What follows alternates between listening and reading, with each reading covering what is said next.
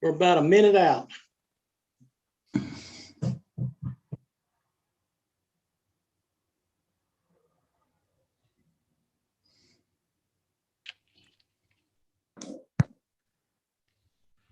We're live.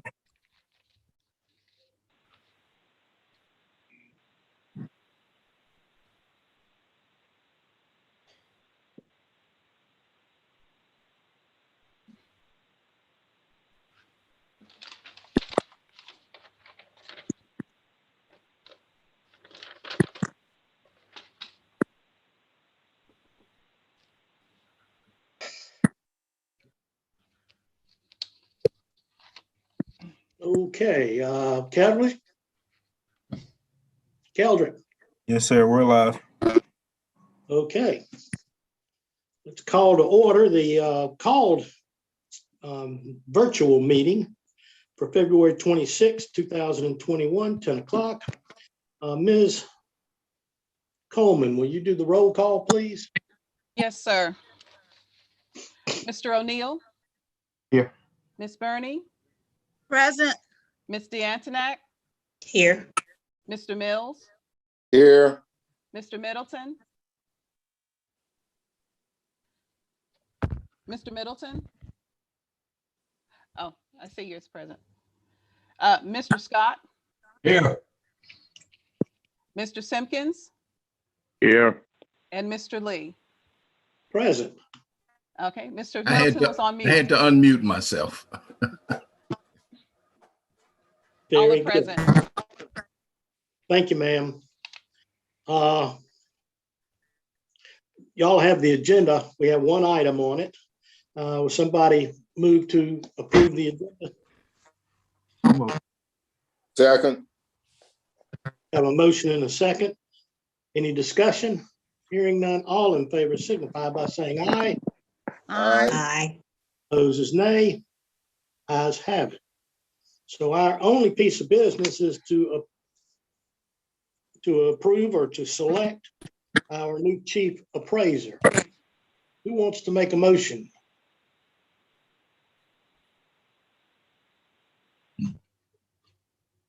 I'll make the motion. Select Mr. Scott Roundtree. Okay, need a second? Second. Any other?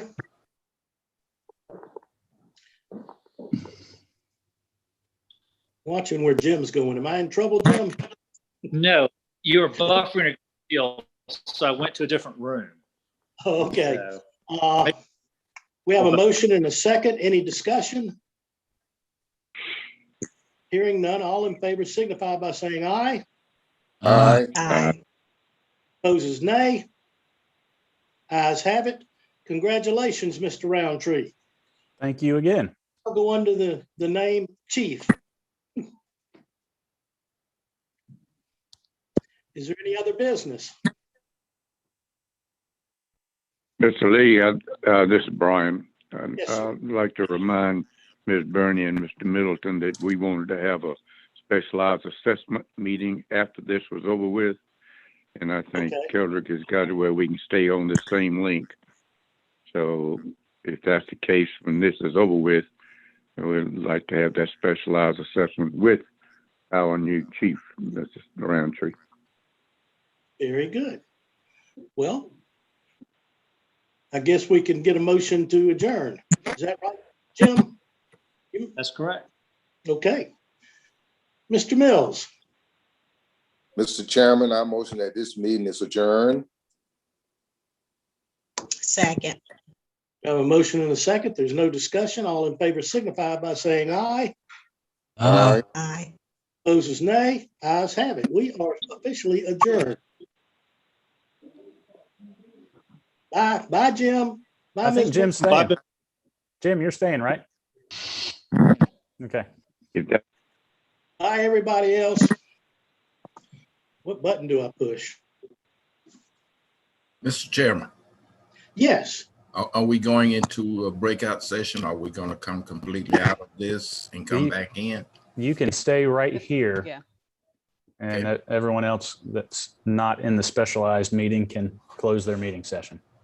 Thank you very much. Very good. Am I allowed to stay? Yes. Oh, okay. Do I need to stay? If you would like, there'll be some Want to. interesting discussion, I think. Okay.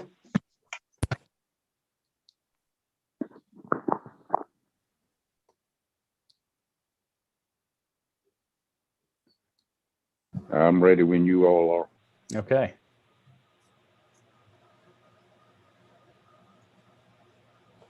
Chief, you have this meeting scheduled at 10:30, I believe.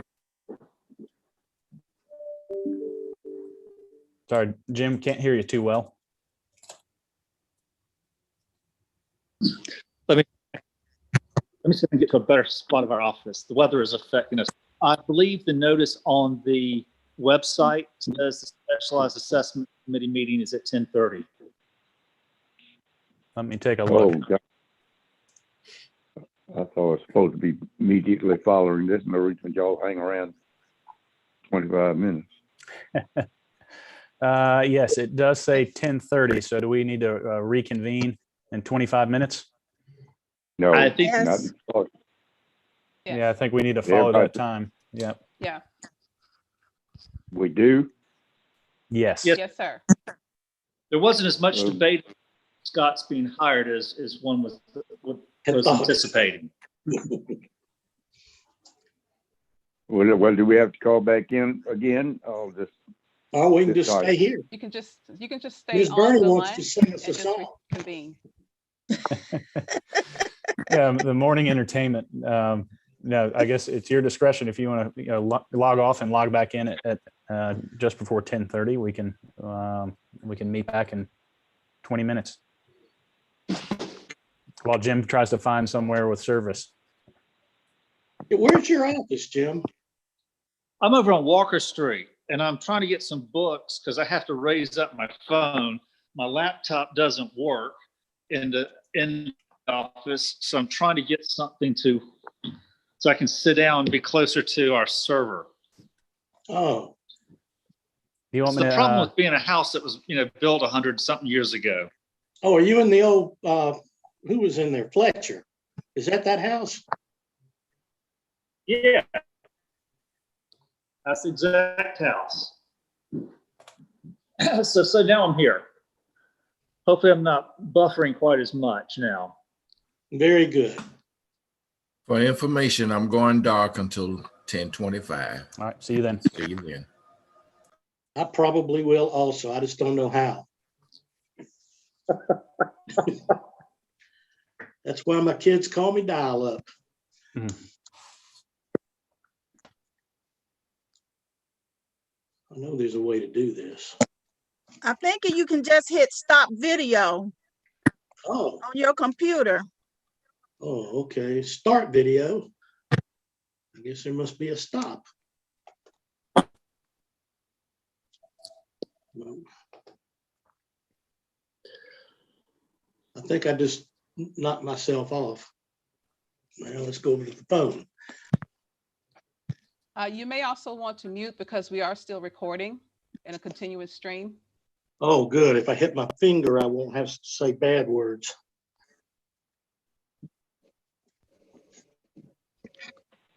Okay, so we're tuning back in at 10:25, correct? That'll Yes, work. ma'am. Yes. Okay. I'll see y'all at 10:25 then. Thank Okay. y'all.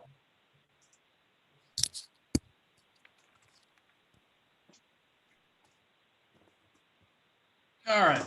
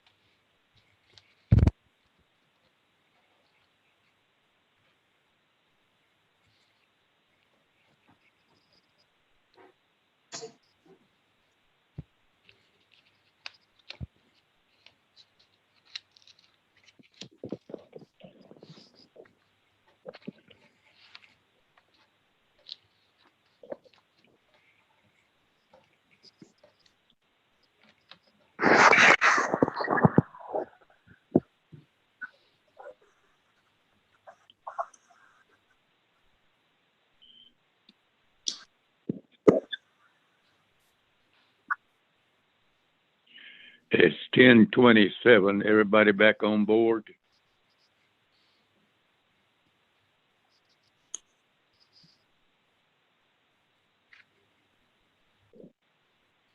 Hello. Middleton is here. Bernie is here. Good. Lee is here. This is Jim Plunkett. Yeah, to Coleman. Good. Well, we have our committee plus a few others, which is good. I'd like to call it all the Specialized Assessment Committee on the 26th day of February 2021. I appreciate y'all sticking around for this. I talked to Mr. Roundtree and about the letter that the assessor's office is thinking about sending out to property owners in the area of Buckman Road, where the Augusta National has been buying property. And it seems that the Augusta National is paying some very handsome prices for property over and above what the assessed values are. And Mr. Roundtree's group are talking about raising the valuations of those properties that have not been sold to the National to up somewhere in the range of what they have been selling for. My problem with that, and Mr. Plunkett, I'm glad you were there, because I think there's probably some legal questions here too. And then we have a new chief. I don't know who to go to for Scott Roundtree, but anyhow, I know he's still in control of things. Be that as it may, I feel like I don't have a problem with the tax assessor's office trying to generate more revenue, but I do have a problem with the assessments being raised to somewhere in the neighborhood of what the Augusta National is paying for properties. They're not paying fair market value. They're paying in excess of what fair market value is. And this was also talked about that assessment would only be, or increase in taxes would only be those that were owner occupied. Well, there are a number of houses in that area that are not owner occupied, pure and simple because the people have moved out and have either given it to their children or rented it to somebody to have the income for their retirement or whatever reason income. But I don't have a problem with the assessor's office benefiting from a sale to the Augusta National over and above what the assessed value is. How do we go about doing that? Would you say it was a special tax or something levied on property that's transferred to the Augusta National on a one-time basis after it sells and the people get their money? Well, what do we do? This is probably a question for Mr. Plunkett, but Scott, chime in whatever you like. Sure. And again, we had Mr. Simpkins and I talked about this again on Wednesday. And, I agree with his concern that, just picking out a whole neighborhood based on these above market sales and revaluing them all based on those sales might be inappropriate for several reasons. These are, typical 1960s, 1970s small 3-bedroom, 2-bath houses that in today's market, might sell from $85 to $100 a square foot in a normal neighborhood. But the prices are double or even triple that the Augusta National is paying. What we don't know is what that premium amount is that they're paying truly. We don't know the conditions of the sale because we haven't had any meaningful conversations with them or any buyers to get full detail on those negotiations and considerations. And we also don't know the true project plan or path that the National is pursuing. So all we can see is what they bought. We don't know what is in their plans for the future. So, after, I've had our team look at it the last couple of weeks, and currently what we're looking at doing is a standard market adjustment based on the style and age of homes that would be more similar to adjoining neighborhoods in the surrounding area. And I guess to Mr. Simpkins' question about can we revalue these once they're purchased, and I guess one concern I have is that the same conditions exist, that they're paying a premium, and we would equally be, I guess, penalizing them for their assemblage. And I guess as you're looking at appraisal technique and theory, the idea is that they're assembling property and paying a price that they hope it will be worth in the future. And there's many things that they'll have to do to transition to that use, including development, tearing down the homes, rezoning, I'm sure, because this is still a single family neighborhood. And so I think historically what we have done is addressed the valuation of those parcels once that transition actually begins to occur with information that we can verify, such as zoning cases and demolitions of the homes and redevelopment of the site.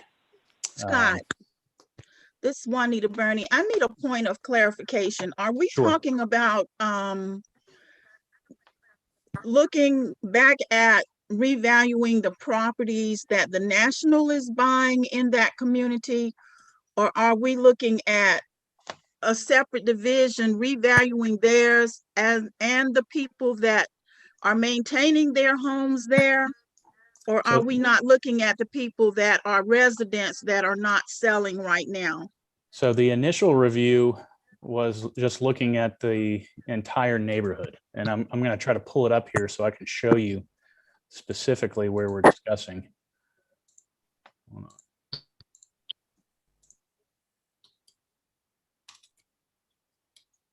If I might, Sure. in the past, when the Augusta National bought all the homes on the other side of their property, we had a special transitional, I don't know what to call it, but we used to treat them as if they were transitional properties. And is that what you're saying you want to do again? So that's something that we were looking at. And when I look back at those other properties, there was a value that we had assigned for the homes that were not yet sold. And then there was a subsequent value that it was changed to once the Augusta National actually had the property either rezoned for parking or whatever they're doing with it and demolished the house. So there was kind of a uniform value on any and all residential homes, regardless of ownership. And it appears that the value did not change until that actual use began to change. The use, not the ownership. Correct. Okay. And so I think what we would like to do is, certainly, regardless of ownership, treat the entire neighborhood equally and uniformly until such time as some outside factor adjusted the ability to enhance and use it in a different way. Keldrick, But when you say treated equally, though, are we talking about raising the value? Let's say I'm a resident and I live there and I intend to continue to live in there and I have no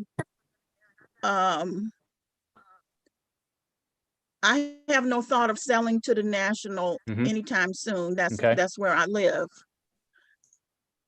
Are we saying I'm to be affected by a much higher price simply because the National is buying?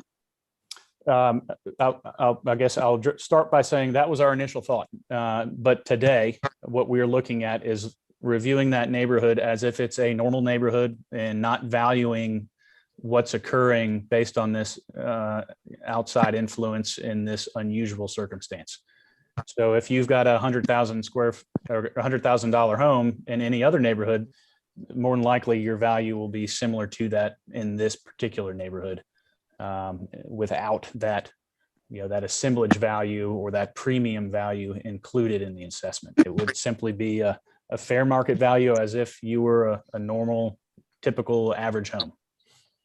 Well, I have to say personally, I prefer that approach because I don't think it's fair for people to be penalized for because they had no crystal ball Sure.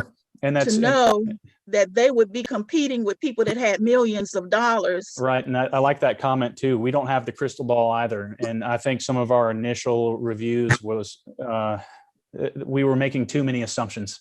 So I thought it was best to step back with a more conservative approach and know that I don't know what's going on out there. We don't have all the details.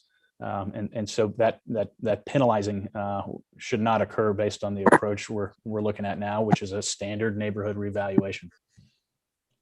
And that being said, we still were hoping to take a look at the letter that we submitted as an option if and when anything came up where we all agreed that a revaluation to a higher amount in any area actually did occur. And on that note, if we were determined in a year or two that maybe this neighborhood does need to change to a value at another level, it would be brought to the specialized assessment committee as a singular item. So there's a little more or a lot more transparency on what we're doing and make sure that we would agree that it should be changed before implementing. But today in this neighborhood, I think we're taking that conservative route and putting in more reasonable market value based on the quality of these homes. Well, I would like to, thank you, Ms. Bernie. That was good comments. And if the Augusta National was not buying property, or the Augusta National did not exist, and a house on Wicklow, for instance, went on the market, the buyers are going to determine what that value is compared to what the comparables are there in other areas. And that's what I don't want to see happen is I think we need to look at it just like the Augusta National didn't exist and wouldn't paying these exorbitant prices for houses outside of what fair market value is. There's this isn't in the Georgia law, but I think I read some information, and this is kind of common sense appraisal in the USPAP and in the IAAO handbooks. If you're looking up fair market value sales or arm's length transaction sales, two of the big things that should be included in that are that the property was exposed to the market for a time and buyers were allowed to pursue the purchase, and also that the purchase was not between private entities and you could get information about what was going on with that sale, and that's not occurring now. So we don't have full transparency of what's going on, and you're correct, should not penalize anyone for that lack of knowledge. Okay. All right, then is everybody, as far as the committee, in agreement on that? Mr. Middleton, Ms. Bernie? Yes, sir. Because I guess what we're going to need to do, Mr. Scott, Mr. Roundtree, is present that to the regular Board of Assessors when we have our next meeting, when the specialized assessment has to make a report. Okay. And so, I appreciate you and your group and team willingness to work with us and with the residents of that area, not to inadvertently just jump their taxes just because they might be in the right place at the right time. And I think it's definitely appropriate to share this as information at the board meeting. And since we're not really acting upon anything other than we're reviewing something, there's no action to take. These properties will be wrapped in with everything else at the standard digest meeting in a couple of months, and you should see valuations that are reflective of the houses that they are. So if you went to National Hills or to Brentwood and looked at houses over there, they'll be pretty uniformly valued with those. That's all we can ask for, I think. Okay. Anything else, committee? Or Mr. Lee? Well, I want to go back to the letter. What are we doing about the letter? And so I guess we can request that we have this letter reviewed and available if at any point in time we determine it's worth sending to a neighborhood or to an area adjacent to here or anywhere else where transition might be occurring. Based on discussion we have, we don't have any targeted recipients of the letter, but that might be somebody in the future we could submit it to. So if you just want to, if you want to review the letter for possible approval, I think that'd be appropriate. But just know I'm not mailing it to anybody right now. Okay. That was, I think, what the answer we needed to hear. Okay. It's not going out to anybody. So Right, and this particular letter, and of course, it's it would be in response to something that could be concerning. So I want to reiterate that it would not be submitted or mailed to anybody without a review of the impacted parcels at this committee and at the board. okay. Then I'd like to Right. recommend that when we give our report to the full board, that we simply say, we're holding the letter in abeyance until such times that it might be needed, and it would be re-reviewed at that time before sending it out. Sounds good. I go along with that. All right. Anything else? Committee? Mr. McGahee? Mr. Plunkett, brother.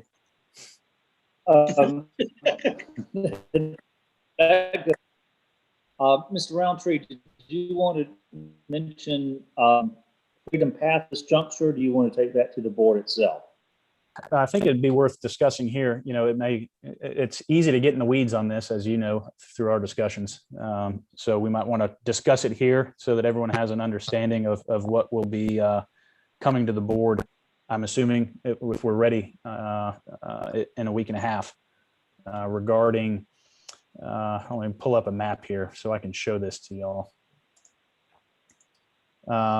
So approximately 2 or 3 years ago, some developments started at the, can y'all see my screen and my map? Yes. Okay. Yes. So these developments began to occur at the VA on Wrightsboro Road. Specifically some apartment developments. The VA through a program that's I guess it's controlled by U.S. Constitution, allowed use of these particular buildings through what they call an enhanced use lease, where they allow private developers to come onto their campuses and to underutilize structures and develop them specifically for supportive housing for homeless or near homeless veterans. And I think they make that particular use a priority, but specifically it has to be supportive housing of some type. These, in addition to being supportive housing for homeless or near homeless veterans, are also Section 42 low income housing tax credit apartments. And if I'm zooming in here on the map, there's an apartment right here at the front of the campus near the Wrightsboro Road entrance. And as you come back down Maryland Avenue, adjacent to Tuxedo Park, there's a structure right adjacent to Maryland Avenue, and then immediately adjacent to that. So all three of these buildings have been completely redeveloped under this lease as apartment buildings. And so last year, 2020, we reviewed the lease that was filed at the courthouse and the information that we could find, and created a taxable accounts for these parcels under the assumption that these were pretty standard ground leases that allowed them to come in and do what they wanted. And following the I guess the notices and the tax bills, we didn't have any conversation with the ownership. We did get a call from their, or I guess a fax from their representation, their attorney in Atlanta, requesting that we review these as either exempt or, here's a fun word, usufruct. And maybe I'll pass this to Jim. If you can give a layman's explanation of what a usufruct property is. Are you saying user front? Usufruct. It's USUFRUCT, and it's a tricky word. You can get in trouble if you say it the wrong way. All right. So if you think in terms of, we probably are all familiar with the concept of fee simple absolute on real estate. That is that you all the bundled rights of ownership. You have the right to own it. You have the right to mortgage it. You have the right to give it away, to sell it, to divide it, to let it waste away, will it away at your death. But we kind of think of that as fee simple. That is, there's no restrictions. The fee is the ownership, and then the absolute is the total amount. You can reduce or transfer different interests in land, okay? So if you think of a life estate and a remainder interest, there's different estates in that land. You can also transfer a leasehold interest in property. That is what we refer to as an estate for years. Oftentimes ground leases, 99-year leases, that there's certain rights and benefits that go with that ground lease. And if you have that ground lease, so that estate for years, you have the ability to do certain things with that. You can do that in the future. You can use it for mortgaging property to do developments and things of that nature. A short-term lease, typically 5 years or less, is always considered a usufruct. There is not an estate that passes outside of that lease. In other words, the landlord still owns all the rights to that property, subject to this somewhat like a license to use that during that lease term. So what we look at is the interest under this ground lease a estate of years that is taxable, or is it still a usufruct that is completely owned by the fee owner, which in this case is the United States government through the Department of Veteran Affairs? So initially, as Scott was saying, when you look at the lease, there's this ground lease and it's a long-term lease, 75 years. The assumption would be there is an estate that passes from the owner to the tenant. However, when you dig a little bit deeper, find out that there are restrictions on who can live there, that there are restrictions on the transfer of ownership of those buildings, that the buildings to be improved are subject to the approval of the landlord. Any future improvements are subject to the landlord, that all maintenance is an obligation of the tenant. Now, why I point that out is that if it was a true estate for years, the lease would not have to address that, because if you own that interest, you have an obligation to do that anyway. So by stating in a lease that there is an obligation to repair, that's kind of indicating more toward a usufruct. The other thing is that this lease says that you cannot assign without permission of the VA. Again, if it was an estate for years, assignment is freely available to the tenant. So when you take this bundle of restrictions, you're going away from this estate for years, but back to a usufruct kind of situation. And so after doing some research on this and reading actually this one case out of Augusta, and talking with Scott and things of that nature, we kind of came to a conclusion that it is unlikely that if we try to assert that this was an estate for years, that we would win it at a court situation. And we came to a conclusion that it's highly likely that the tenant would win on a usufruct idea. By virtue of it being a usufruct, then the estate, that leasehold interest is not taxable. While the property owner or the apartment owner and user and landlord,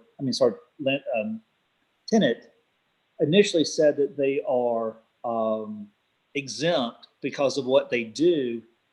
The more practical and probably more legally correct is that they're not exempt as a charitable organization, but they are in fact exempt by virtue of the property being a usufruct. And the recommendation, I may be stepping beyond, but the legal opinion to the chief was that I believe this is going to be determined to be a usufruct, and I think he is then going to recommend that this property be exempted by virtue of being owned by the VA. And that's correct. After those discussions, our recommendation is that it be treated as a usufruct. And I think one thing that kind of wraps up that definition is that the fee simple owner of the land, the VA in this case, retains the dominion and control of this property in such a way that the tenant could not possibly have that estate for years, as we discussed, I guess as Mr. Plunkett discussed. And as such, that the recommendation would be retroactive to when we initiated the parcels in tax year 2020, and then moving forward from there.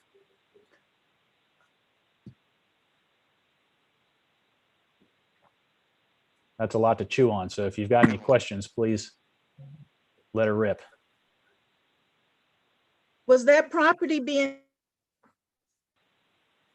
taxed, or was it exempt before they started their lease agreement?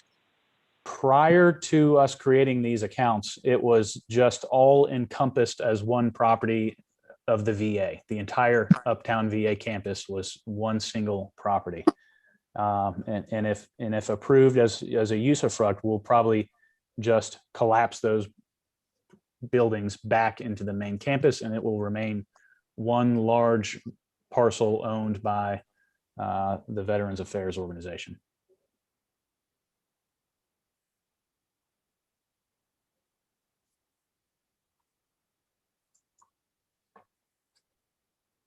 Ms. Bernie, if your question was restated, I think what you may be asking is, are we taking a taxable parcel and now making it exempt? The answer is no, it was previously exempt and it would stay exempt. Yes, and this would be acknowledging that it always was an exempt parcel. Right. Thank But you. it's not exempt now. Are anybody paying taxes on that? No, so we did create a taxable account in 2020. And when they got I believe when they got the bills for this is when this conversation began with ownership. And so essentially the action that we're recommending is to rescind those taxable parcels from last year's digest and acknowledge that this was not taxable to begin with. Okay. Simpkins, part of the issue is that the developers oftentimes don't take the time to speak to the tax assessor's office in advance. And so there's limited information available in the public record. They have to act accordingly or should act accordingly. And then as more information becomes available, they may have to rescind their action. I believe that if the Freedom Path people had come to the tax assessor's office on the front end, we probably would not even be having this conversation today. So it's not like we did something incorrect and now we're trying to fix something. We acted based on the information that was then available. Okay. Well, I fully understand. Mr. Chairman, I would like to recommend that this subcommittee take all of this discussion under advisement for the BOA meeting, and that we recommend that we support our decision of the recommendation of the chief. All right, that's very good. We can certainly do that. And we'll make that report whenever we have our regular assessors meeting. Ms. Coleman will send out, I'm sure, information to us as to what was discussed here, and we will present that to the full board of assessors. And I Yes, can sir. get as best I can, boil down that discussion into a summary for recommendation to be submitted with the other board work. Oh, please boil it down. I'll start cooking now. That sounds good. Okay. Anybody got anything else? I guess I did not have any other specialized assessment recommendations or discussion here today, but it is possible that there can be some standard conservation use or exemption information for recommendation at the upcoming board meeting. But when we get that board work prepared, we'll get that to y'all first. And again, it will not be anything where controversy could possibly rear its head. So it will be standard information. Okay, great. All right. Well, I appreciate everybody's attention and Mr. input. Chairman, Yes, ma'am. before we close, I'd just like to say, since this is going to be my first term serving on your subcommittee, that at any point, if you see the need to educate me, please feel free to do so. I think you could probably educate us, Ms. Byrne. Yeah. Well, this is a fun subject matter that I've been working on for the 10 years here, and I'm constantly educated. There's never a run of the mill kind of question in this category of appraisal. So. Yeah. Well, I Mr. appreciate Simpkins, everybody. Hmm? I apologize. This is Niette Coleman. Did you want to instead have to approve the meeting minutes of the last committee? For I discussion? think you It was- sent those. You sent those to us. Does anybody have any questions about it? Somebody wants to make a motion to approve September prior 14th, minutes. 2020. So move, Mr. Chairman. Second. Second. All right, good. We got a motion and a second. Any discussion? All in favor signify by saying aye. Aye. Ayes have it. There Thank were no you. noes. Thank you, Ms. Coleman. Mr. Thank you. Mr. Chairman, if there's Any- further discussion, I'd like to make a motion that we adjourn this meeting. Is there a second? Second. Good. All in favor signify by saying aye. Aye. Aye. Ayes have it, and this meeting stands adjourned. Thank All you right. so much for all your participation. Thank you. All right. Bye-bye. Bye. Thank you.